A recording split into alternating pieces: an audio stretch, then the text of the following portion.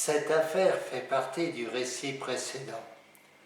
Le gérant a fait avec le notaire à 800 km un compromis de vente auquel nous n'avons pas assisté.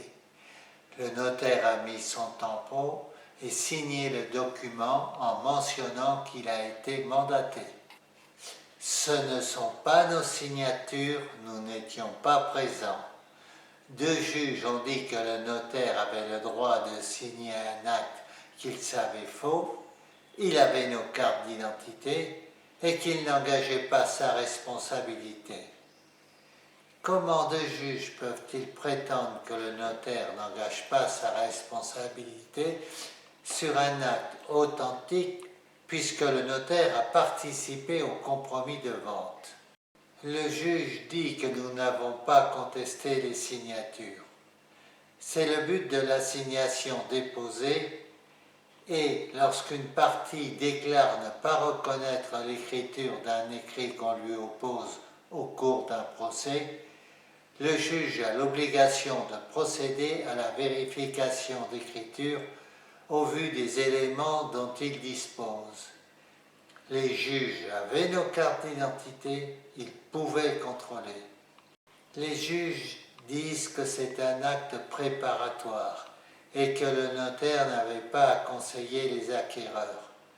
Les juges ne parleront jamais d'un acte authentique, car le tampon et la signature du notaire n'engagent pas la responsabilité du notaire.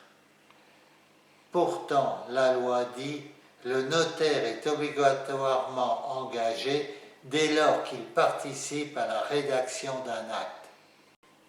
Les juges mentionnent que nous sommes majoritaires, alors que nous avons 38% et que le gérant a 62% des parts. Les juges n'ont pas lu les cabis des sociétés. Récapitulons. Le compromis de vente est rédigé par le notaire et signé par le gérant qui est à ses côtés. Le compromis part à 800 km. Comment?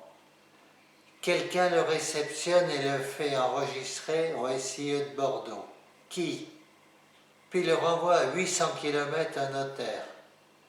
Entre-temps, nos signatures sont à Paris.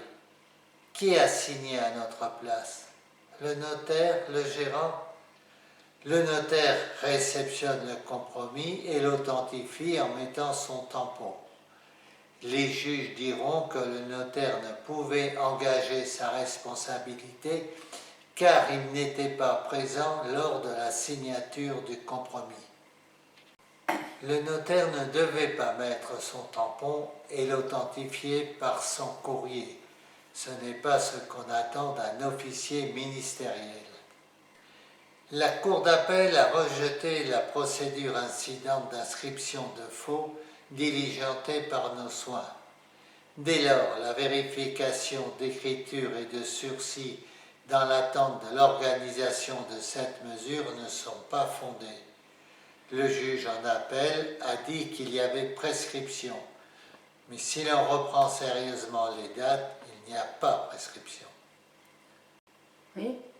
Nous avons été condamnés en instance et en appel. Si vous voulez les jugements, vous demandez, je vous les enverrai. Qu'en pensez-vous de ces jugements?